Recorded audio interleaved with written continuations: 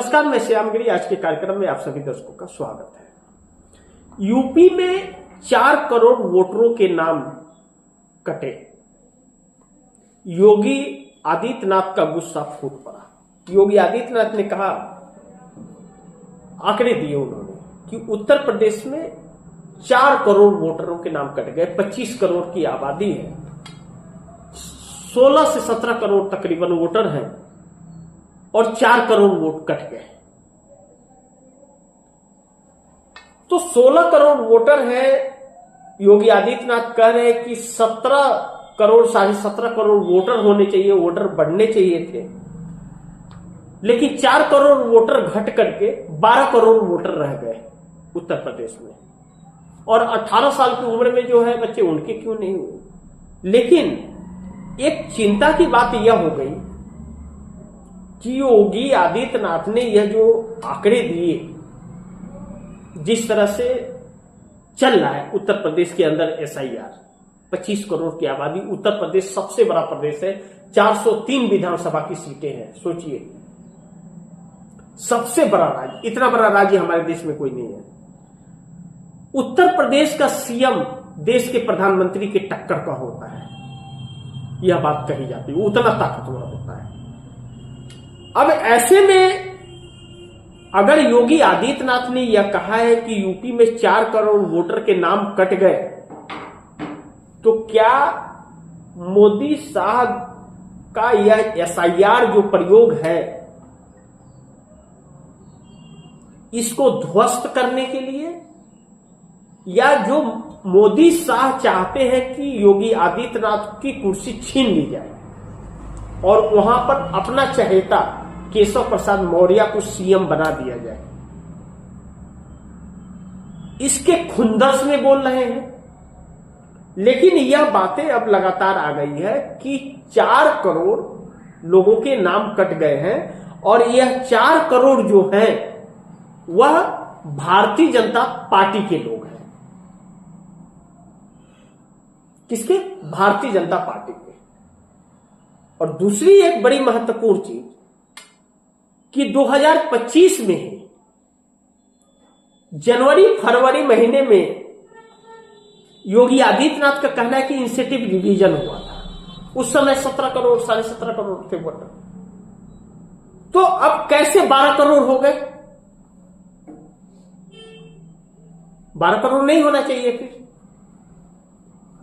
तो योगी आदित्यनाथ सीएम है, रिपोर्ट होगी इनके पास, आकलन किया होगा इन्होंने।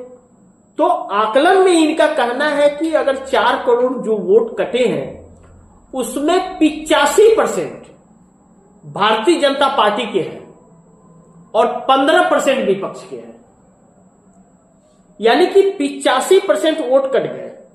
और दूसरी चीज, ज्ञानेश कुमार के इस एसआईआर पर भरोसा करें कि फर्जी वोट को काट रहे हैं, तो यह सभी वोटर 2024 लोकसभा चुनाव में वोट किए हैं। क्या किए? वोट किए हैं। और योगी चुनाव आयोग कहता है कि फर्जी वोटर काटे गए, और योगी आदित्यनाथ कह रहे हैं कि भारतीय जनता पार्टी के वोटर कटे हैं।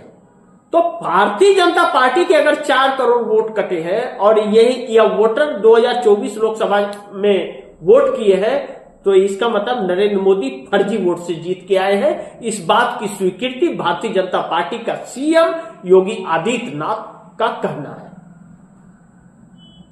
यानी कि खुद ही सवाल खड़े कर रहे हैं।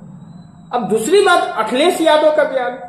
अखिलेश यादव का कहना है कि हमारे पीडीए की ताकत थी, हम लोग अपने लोगों का नाम नहीं कटने दिए, हम लोगों ने मुस्तैदी से, हमारे बूथ लेवल एजेंट ने साथ रह करके काम कराया। तो इनके नाम को किसने कटवाया? इसका मतलब फर्जी वोट यह लोग पाए नहीं, फार्म जमा नहीं किए। इसका मतलब फर्जी वोटर जिस पते पर थे उस पते पर नहीं मिले, फार्म गया, फार्म वापस नहीं आया, या फार्म नहीं उनको दिया जा पाया क्योंकि वह नहीं थे, तो नाम कट गए। इसका मतलब कि मोदी की सरकार वोट चोरी की सरकार है। राहुल गांधी जो बातें कह रहे हैं वह सत्य है, फिर इस बात से इनकार नहीं कर सकते। अब मोदी का, योगी आदित्यनाथ का गुस्सा तो फूट गया है। सीएम योगी आदित्यनाथ का गुस्सा तो फूट गया है, इस बात से इनकार नहीं कर सकते। कहीं ऐसा तो नहीं कि अब मोदी और शाह को योगी के गुस्से भारी पड़ जाएंगे। उत्तर प्रदेश में वही हाल हो जाएगा जो 2024 लोकसभा चुनाव में हुए।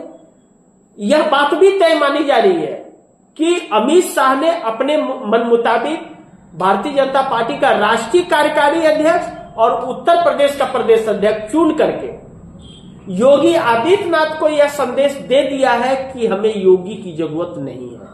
आप गोरखपुर जाके घंटा बजाइए या दिल्ली आकर के चरण वंदना कीजिए, आपका यही काम अब रह गया है। तो क्या योगी आदित्यनाथ इन लोगों के कदमों में झुक करके रह पाएंगे? राजनीति इतनी जरूरी है उनके लिए। लेकिन 10 सालों में जो कर्म उत्तर प्रदेश में योगी आदित्यनाथ ने किए हैं और जितने लोगों को बेघर किया है बुलडोजर चला के, उनकी बददुआएं भी लगेंगी, इस बात से भी इनकार नहीं कर सकते। लेकिन भारतीय जनता पार्टी के अंदर टकराव बहुत बढ़ गया है। अब अमित शाह के मनपसंद प्रदेश अध्यक्ष बनने की वजह से योगी आदित्यनाथ के जो कार्यकर्ता हैं उनमें टकराव हो गया है, वह खासा नाराज हो गए हैं। ऐसे में कहीं ऐसा न हो जाए कि 2024 लोकसभा चुनाव में जो भाजपा को नुकसान हुआ था उससे ज्यादा नुकसान विधानसभा चुनाव में हो जाए। हिंदू युवा वाहिनी अगर सक्रिय हो गई, जो योगी आदित्यनाथ का संगठन है, तो फिर भारतीय जनता पार्टी पूर्वांचल में एक एक सीटों के लिए तरस जाएगी और भारतीय जनता पार्टी का कैंडिडेट वाराणसी से भी चुनाव हार जाएगा। पूर्वांचल में दबदबा तो है हिंदू युवा वाहिनी का। अब मोदी सरकार घिर गई है, देखना यह होगा कि कब तक ठेल ठाल करके निकल पाती है। अपने भी पराये होने लगे और विपक्ष तो सरकार गिराना ही चाहता है। देखते हैं आगे क्या होता है। जो भी होगा खबरें आप दर्शकों तक लाते रहूंगा, लेकिन आप दर्शकों की क्या राय है, क्या सुझाव है, कमेंट बॉक्स में जरूर दीजिएगा। इस खबर को ज्यादा से ज्यादा शेयर कीजिए, अपने दोस्तों को भी कहिए आगे शेयर करें। आपने अगर चैनल को सब्सक्राइब नहीं किया सब्सक्राइब कर लीजिए, अपने दोस्तों को भी कहिएगा चैनल को सब्सक्राइब करें। मिलते हैं अगली खबर के साथ, तब तक के लिए नमस्कार।